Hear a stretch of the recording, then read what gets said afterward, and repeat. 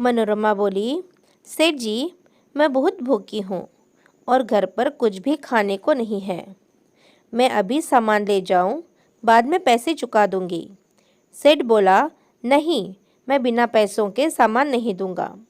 मनोरमा बोली, सेठ जी, सामान के बदले आप जो बोलेंगे वो मैं करने को तैयार हूँ। सेठ बोला, अच्छा, तो एक काम करो, मेरे खेत में चलो और मेरे साथ।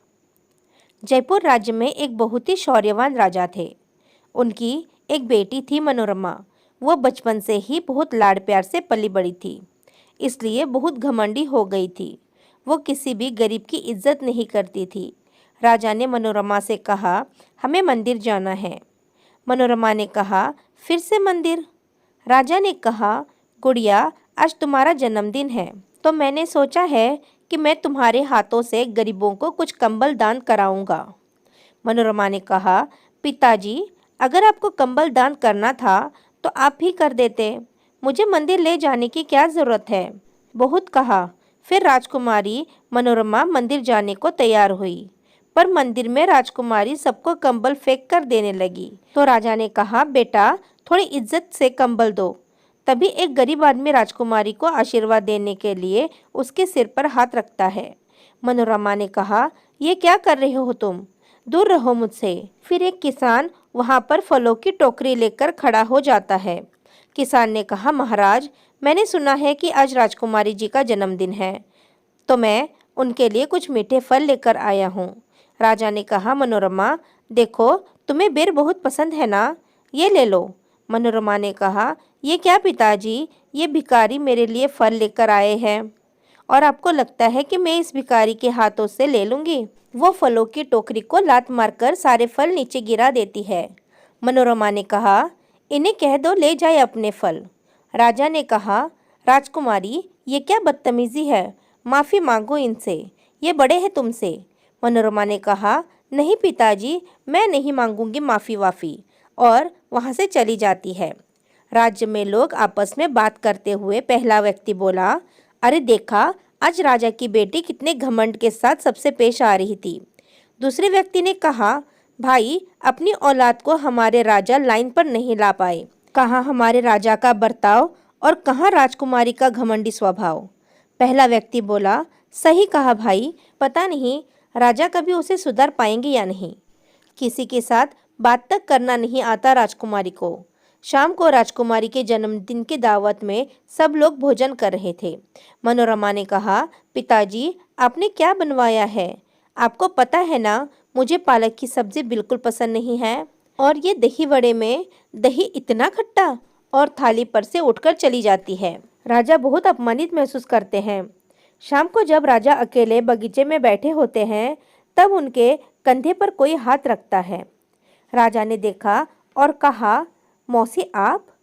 मौसी ने कहा, हाँ बेटा, आज मैंने सोचा कि आज राजकुमारी के जन्मदिन पर उससे मिलकर उसे आशीर्वाद दे दूं, पर यहाँ आकर देखा तो। राजा ने कहा, मौसी, मुझे लगता है मेरी ही परवरिश में कोई कमी रह गई है, पर अब मैं क्या करूं कि वो सबकी इज्जत करना सीख जाए। मौसी ने कहा, मेरे पास एक तरकीब है, मैं राजकुमारी के लिए कंगन लेकर आई हूँ।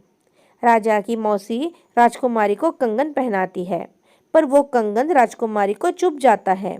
मनोरमा बोली, मौसी, ये क्या कर रही हो? बहुत दर्द हो रहा है, नहीं पहनना मुझे कोई कंगन। कुछ दिन बाद राजा का पूरा राज्य दूसरा राजा हड़प लेता है। राजा राजकुमारी को लेकर एक छोटे से गांव में जाकर रहने लगते हैं। राजा बोला, बेटा, अब हमें यही रहना पड़ेगा। मनोरमा बोली, मैं इस झोपड़पट्टी में कैसे रहूंगी?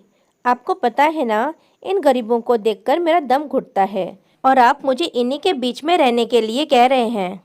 राजा ने कहा, हाँ बेटा, पर तुम्हें तो पता ही है ना कि अब मेरा पूरा राज्य मुझसे छीन चुका है, तो हमें कुछ दिनों के लिए यहाँ रहना होगा।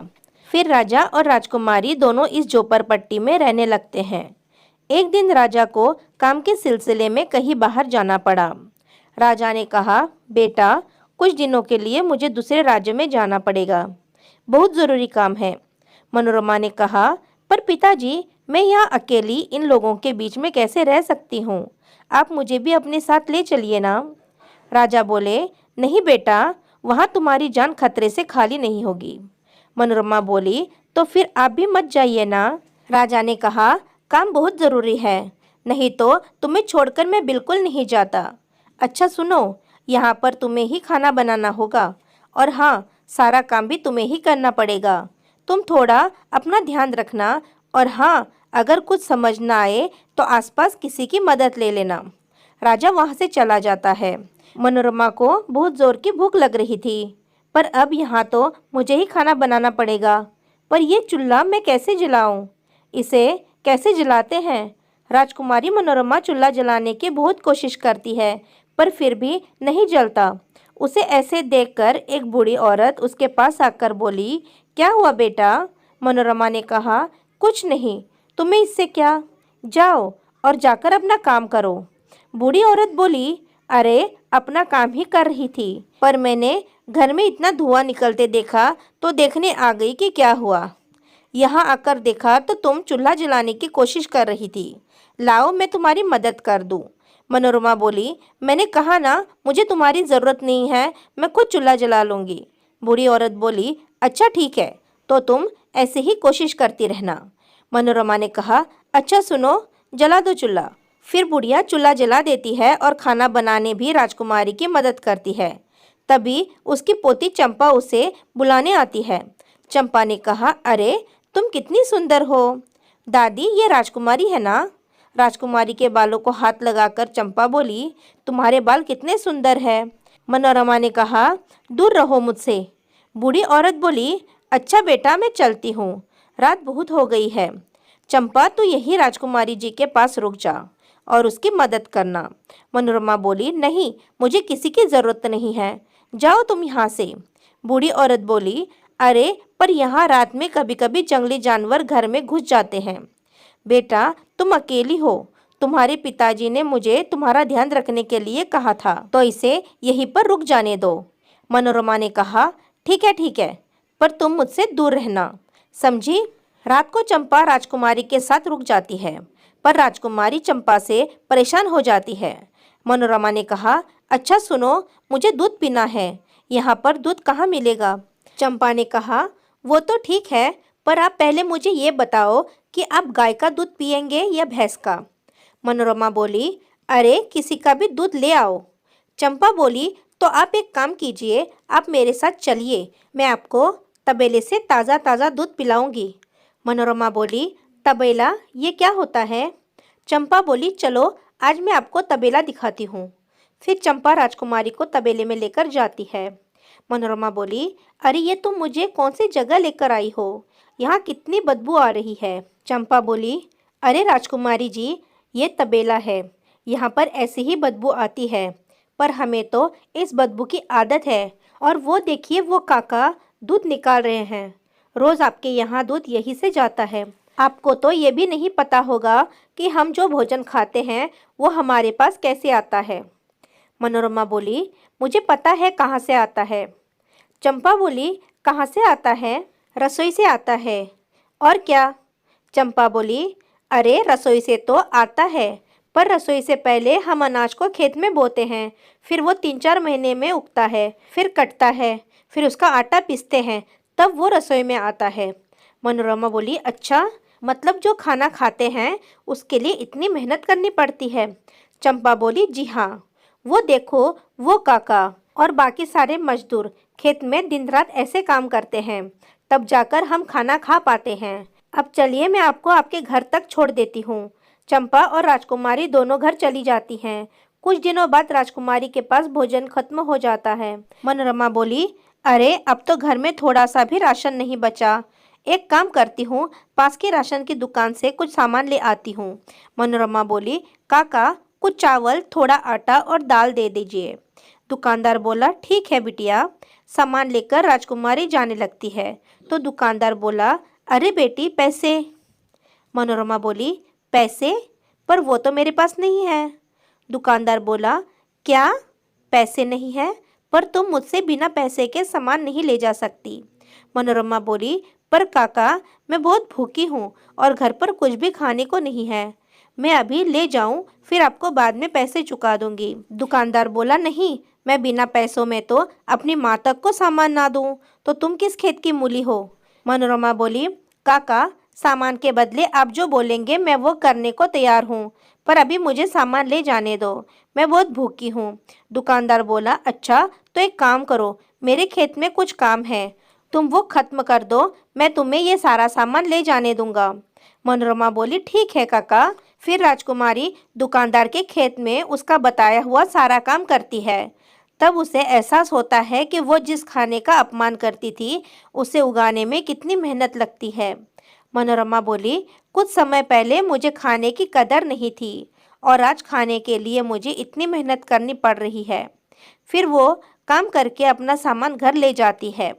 राजकुमारी को बहुत तेज बुखार आ जाता है। चंपा आई और बोली, राजकुमारी जी, अरे आप तो बहुत कांप रही है। फिर चंपा राजकुमारी के हाथों को अपने हाथों में लेकर मसलने लगती है। चंपा बोली, अरे आपके हाथों में तो छाले हो गए हैं, मैं दादी को बुलाकर लाती हूँ। दादी दादी, राजकुमारी जी को बहुत तेज बुखार हो गया है, उसके हाथ पैरों में भी छाले पड़ गए हैं, आप चलो उसके हाथ पैर पर आपका बनाया हुआ मरहम लगा दो। फिर बूढ़ी औरत राजकुमारी के हाथ पैरों में मरहम लगाती है और गांव के कुछ लोग वैद्य को बुलाकर लाते हैं। वो राजकुमारी की सेवा करते हैं।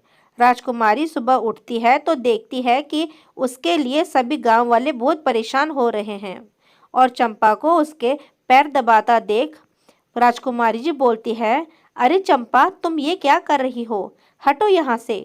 चंपा बोली, मुझे पता है राजकुमारी जी, आपको मैं बिल्कुल पसंद नहीं हूँ, पर आपको कल रात से बहुत तेज बुखार था, बस इसलिए हम सब यहाँ पर हैं। ये सब सुनकर राजकुमारी का सारा घमंड चूर चूर हो जाता है।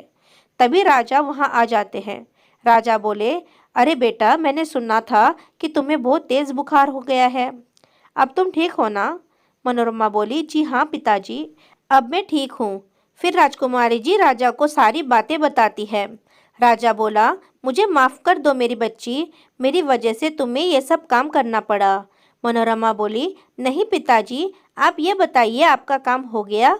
तभी एक सिपाही वहाँ आया और बोला, महाराज चलिए।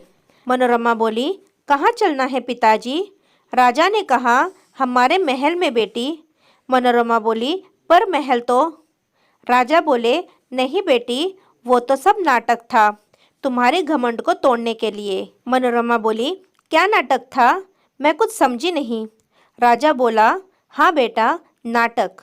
हमारा महल सुरक्षित है और मैं तुम्हें यहाँ इसलिए लाया था ताकि तुम गरीबों की इज्जत करना सीख जाओ और तुम्हें पता चले कि जिस भोजन का तुम अपमान करती थी उसे उगाने में कितनी मेहनत लगती है।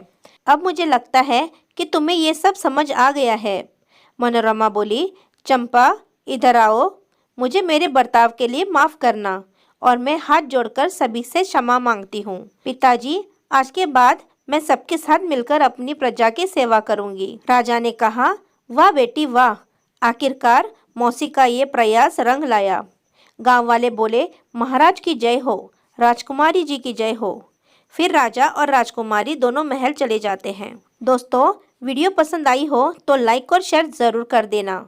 धन्यवाद।